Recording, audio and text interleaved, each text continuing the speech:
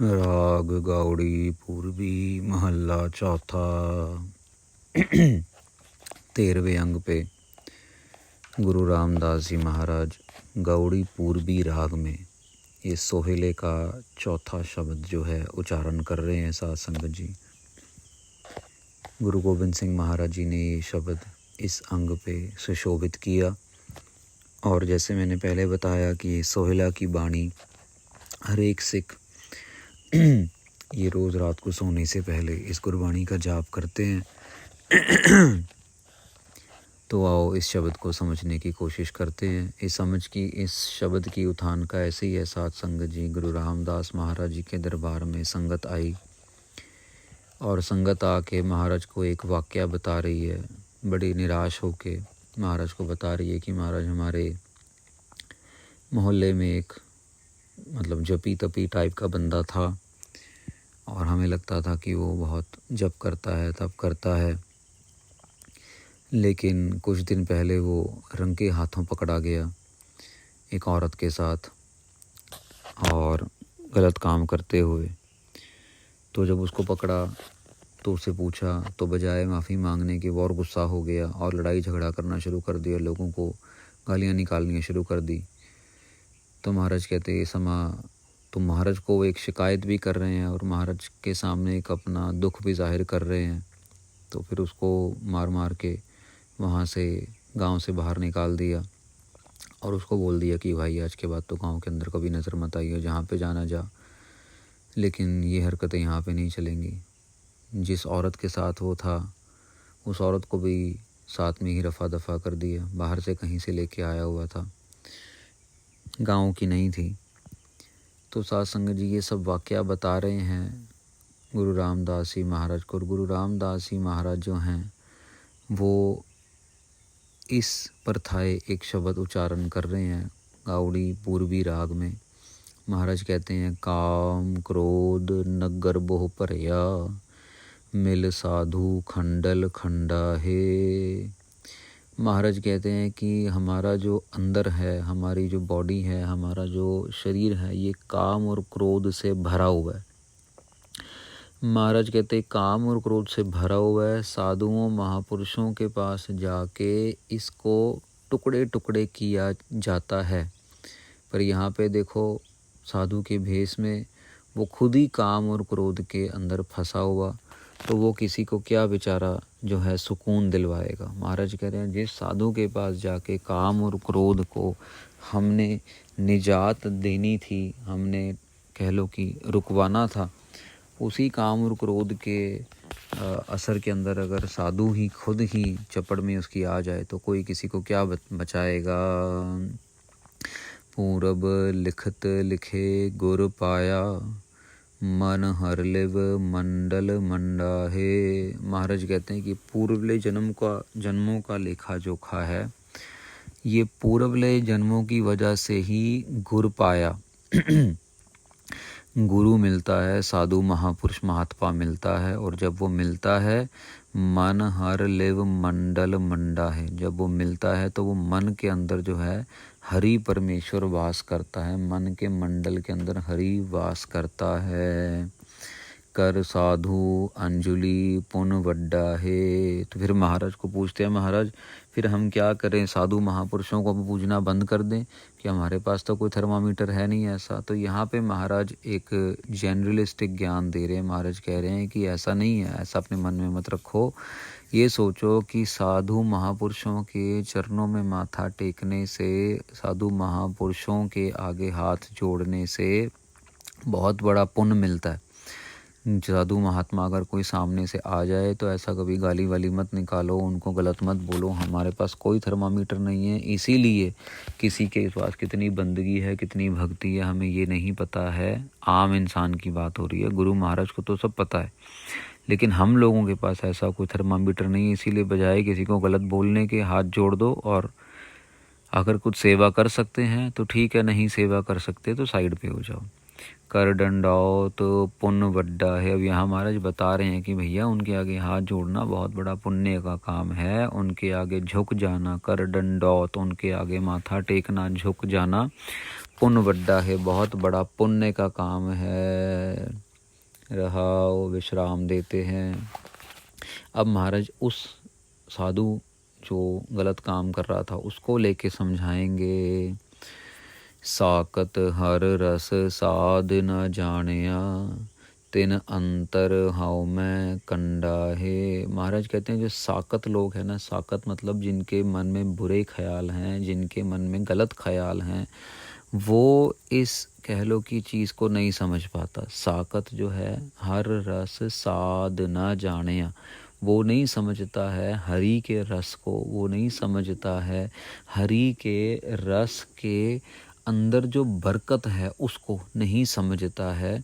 वो सिर्फ और सिर्फ जो है अपने अहंकार में, अपने कह लो कि अपनी हौमे में, उसी के अंदर तिन अंतर हौमे कंडा है, उसके अंदर अहंकार के कांटे हैं जो उसको बार बार, कांटा जब चुभता है साथ संगत तो खून निकलता है, दर्द होता है, उसको बार बार चुभ रहे हैं अहंकार के कांटे, और अहंकार के कांटों से उसको दर्द होता है, उसका मन दुखी होता है, लेकिन वो बदलना फिर भी नहीं चाहता, क्योंकि वो साकत है। साकत मतलब जिसको ईश्वर के अंदर विश्वास, हम कहते हैं ना नास्तिक बंदा, ये तो बहुत, ये साकत का मतलब नास्तिक, जिनको ईश्वर परमेश्वर पे भरोसा नहीं है। ज्यो ज्यो चल है चुभ है दुख पाव है, जम काल सह है सिर डंडा है। महाराज कहते हैं जैसे जैसे वो चलता है, जैसे जैसे वो दुनिया में विचरता है, क्योंकि उसके अंदर अहंकार के कांटे हैं, वो कांटे उसको चुभते चले जाते हैं, वो कांटे चुभते हैं तो उसको दुख मिलता है, और जब दुख मिलता है तो सबसे बड़ा दुख जो है वो जमकाल, वो जमदूत का डर है। जमदूत सह है सिर डंडा है, फिर जमदूत का डर उसके सिर पे डंडे की तरह पड़ता है। जब जमदूत आके खड़ा हो जाता है, उससे हिसाब किताब पूछता है, चल भाई यहाँ पे कितनी बारी नाम लिया, अरे मैंने नाम नहीं लिया, नहीं लिया नाम, चल फिर डंडा खा, चल फिर आग के समुंदर में से तेरे को तैर के जाना होगा। हैं, आग के समुंदर में से? हाँ, तैर के जाना होगा। अच्छा, इसके बाद जब तुमने तैर लिया तो ये बाल है ना, बाल जितना पतला बाल है, इसके अंदर से तेरे को चलना होगा, 1 किलोमीटर तेरे को इसके अंदर से। इसके अंदर से कैसे चलूँगा? अरे चलना पड़ेगा, तू चल तो सही। वो दर्द, वो तकलीफ, वो बस नरकों वाला हिसाब किताब, कुछ नहीं पता साथ संगत जी। ये है जमकाल सह है सिर डंडा है, वो सिर के ऊपर डंडा पड़ता है जमदूत का। हर जन हर हर नाम समाने, दुख जन्म मरण भव खंडा है। महाराज कह रहे हैं हर जन हर हर नाम समाने, जो हरि के जन हैं, जो परमेश्वर को प्यारे हैं, जो परमेश्वर के प्यारे हैं, जो हरि को अपना सब कुछ बना चुके हैं, हर जन हर हर नाम समाने, उनके मन के अंदर नाम समाया हुआ है। उठते बैठते सौंदे जागदे खांदे पींदे हर एक वक्त वाहिगुरु वाहिगुरु वाहिगुरु वाहिगुरु वाहिगुरु वाहिगुरु। कोई उनको गलत बोल दे, चुपचाप सामने से निकल जाएंगे, पलट के जवाब नहीं देंगे, अनसुना कर देंगे। इतने बड़े हृदय वाले हो जाते हैं वो। दुख जन्म मरण भव खंडा है। महाराज कहते हैं ऐसे साधु महापुरुषों का, जो हरि के जन हैं, उनका जो जन्म मरण का दुख है वो खंडित हो जाता है, वो दूर हो जाता है। वो बार बार 84 लाख जून में जन्म नहीं लेते, बार बार कभी कुत्ता बिल्ली बंदर भैंस डंगर गाय मछली पहाड़ आदि नहीं बनते हैं। अविनाशी पुरख पाया परमेश्वर, बहु शोभ खंड ब्रह्मंडा है। महाराज कह रहे हैं वो जो हरि के जन है, देखो पहले महाराज ने साकत के बारे में बताया कि उसको चुभता है, अब महाराज हरि के जनों के बारे में बता रहे हैं। अविनाशी पुरख पाया परमेश्वर, बहु शोभ खंड ब्रह्मंडा है। फिर नाम जपने वालों को साध संगत जी, वो अविनाशी, जो कभी भी नाश नहीं हो सकता, जो नाशवान नहीं है, वो पुरख परमेश्वर मिल जाता है। पुरख पाया परमेश्वर, वो परम ईश्वर मिल जाता है, जिसकी शोभा जो है वो सारी दुनिया में, सारे खंड ब्रह्मंडों में हो रही है, वो प्राप्त हो जाता है साध संगत जी। इसका एक छोटा सा एग्जाम्पल आपको समझाने के लिए बताते हैं। जब महाराज कृपा करते हैं ना, अवस्था ऊपर उठती है तो वाकई में परमेश्वर चारों तरफ नज़र आना शुरू हो जाता। अब ऐसा नहीं है कि जब परमेश्वर चारों तरफ नज़र आता है तो उस टाइम कोई आसमान हरे रंग का हो जाएगा या पेड़ पौधे लाल रंग के हो जाते हैं, ऐसा नहीं होता है। परमेश्वर की होंद, परमेश्वर की शक्ति हर एक जगह नज़र आनी शुरू हो जाती है। मैं एग्ज़ाम्पल देता हूँ आपको। मान लीजिए कोई बहुत बड़ा गायक है, उसका बहुत बड़ा कॉन्सर्ट होना है कहीं पे, हज़ारों लोग आए हुए हैं वहाँ पे, पर ये परमेश्वर का भक्त है, ये भक्ति भी साथ साथ करता है, गायकी इसका पेशा है। वो आगे पहुँचता है, साथ संगत जी थोड़ी देर स्टेज पे चढ़ता है। स्टेज पे चढ़ने के बाद कुछ 2-4 लोग गलत दूसरे गायकों के भेजे हुए गुंडे मवाली आ जाते हैं।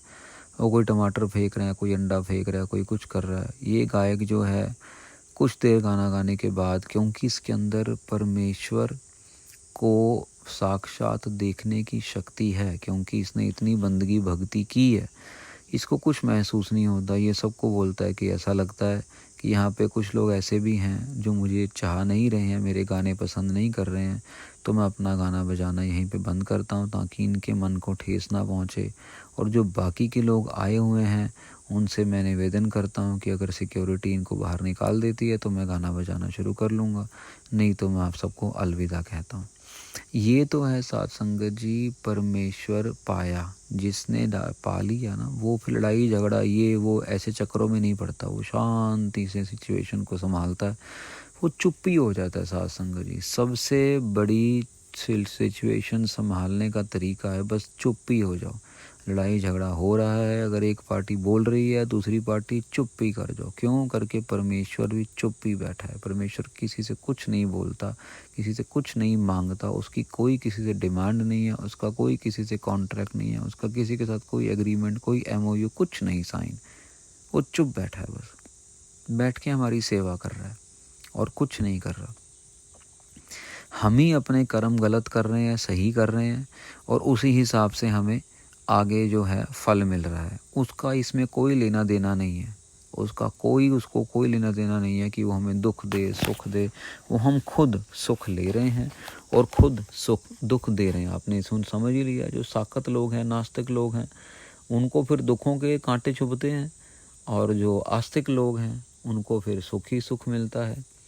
तो इसीलिए बहुत शोभा जिनकी, जिस परमेश्वर की शोभा सारे खंडों ब्रह्मांडों में हो रही है, वो प्राप्त हो जाता है। हम गरीब मस्कीन प्रभ तेरे, हर राख राख वड वड्डा है। महाराज कह रहे हैं कि अपने आप को देखो, बहुत ही निम्रता में आके बोल रहे हैं, हम गरीब हैं महाराज, हम मस्कीन हैं। गरीब मतलब गरीब पुअर, मस्कीन मतलब कमज़ोर। महाराज हम गरीब हैं, हम कमज़ोर हैं, प्रभ तेरे, पर तेरे हैं, जैसे भी हैं प्रभ तेरे हैं महाराज, हम तेरे हैं, तू हमारा है।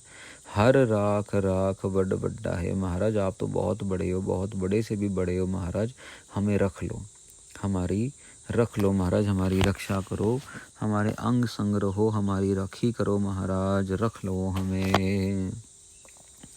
जन नानक नाम आधार टेक है, हर नामे ही सुख मंडा है। महाराज कह रहे हैं नानक को तो नाम की टेक है, नाम के आधार का मूल्य है। जैसे साथ संगत कहते हैं ना, अगर छोटा बच्चा थोड़ी देर ज़्यादा भूखा रहे तो माँ कह देती चल बेटा अभी खाना बनाने में टाइम है, तो केला खा ले, जब तक तेरा आधार बन जाएगा थोड़ा सा। तो वो केला जो है वो एक आधार बन जाता है बच्चे के खाने का एक तरीके से। यहाँ पे महाराज कह रहे हैं कि मेरा जो आधार है वो सिर्फ़ और सिर्फ नाम है। हमारे को खाना नहीं चाहिए, पीना नहीं चाहिए, हमारे को नाम चाहिए, हमारे को नाम के आधार की टेक चाहिए। टेक मतलब सपोर्ट चाहिए। हर नामे ही सुख मंडा है। महाराज क्यों चाहिए? क्योंकि नाम के अंदर ही सारे के सारे सुख हैं। नाम के अंदर ही सारे, मंडा मतलब सात संगत जी जितने भी खंड ब्रह्मंडल मंडल हैं, आज जितने भी हमारी वायुमंडल हैं, गैलेक्सीज हैं, इन सब का सुख जो है नामे ही सुख मंडा है। नाम से ही ये सब सुख, जो इन सब में सुख है, वो हमें प्राप्त हो रहे हैं, हो जाते हैं। साथ संगत जी, जो सुख वर्ड है ना, ये बहुत इम्पॉर्टेंट वर्ड है। इंसान खुश तो हो जाएगा बड़ी गाड़ी लेके, बड़ा मकान लेके, बड़ा बिजनेस करके, लेकिन सुखी हो पाएगा कि नहीं हो पाएगा वो अलग बात है। खुश ज़रूर हो जाएगा। खुश होने में और सुखी होने में बहुत फ़र्क है। सुखी इंसान जो रात को पेड़ के नीचे गरीब सोया है, जिसको ये नहीं पता कि मुझे कल सुबह की रोटी मिलेगी कि नहीं मिलेगी, वो भी हो सकता है बहुत सुखी हो। और जिसके पास 20-20, 25-25, 30-30 गाड़ियां हैं, लेकिन रात को सोते वक्त शायद उसके मन में इतनी टेंशन है, इतना दिमाग उसका भरा पड़ा है कि वो शायद इतना पैसा, इतना सब कुछ होने के बाद भी सुखी ना हो। तो ये सुखी होना, साथ संगत जी, गुरबाणी के अंदर सुख वर्ड को बहुत ज़्यादा अहमियत दी गई है, क्योंकि ये सुख वर्ड ना सिर्फ दुनियावी सुख की बात करता है, बल्कि ये जो है ये आध्यात्मिक सुख की भी बात करता है। साथ संगत जी, कि जो अध्यात्म का सुख है, मन का सुख है, अंदर का सुख है, कलह कलेश को मिटा के जो सुख है। अगर किसी ने, पड़ोसी ने कोई अपने घर में नया रंग रोगन करवा लिया, तो हमें जलन महसूस करने की ज़रूरत नहीं है। जब हमारे कर्मों में आएगा तो हमें भी वो रंग रोगन करवा के दे देगा ऊपर वाला, ऐसी बात नहीं है। वो सब कुछ दे रहा है, हम देख नहीं पाते हैं, हम समझ नहीं पाते हैं उसकी गेम को। जो हमारे मन में है लालच, अगर वो पूरा नहीं होता तो हमें ईश्वर से भी गुस्सा गिला हो जाता है, लेकिन जो वो ऑलरेडी हमें दे रहा है उसका शुक्राना हम नहीं करते हैं, उसके शुक्राने से बाहर चले जाते हैं, तो फिर अपने आप को दुख देते हैं, अपने आप को उसके एंटी खड़ा कर देते हैं।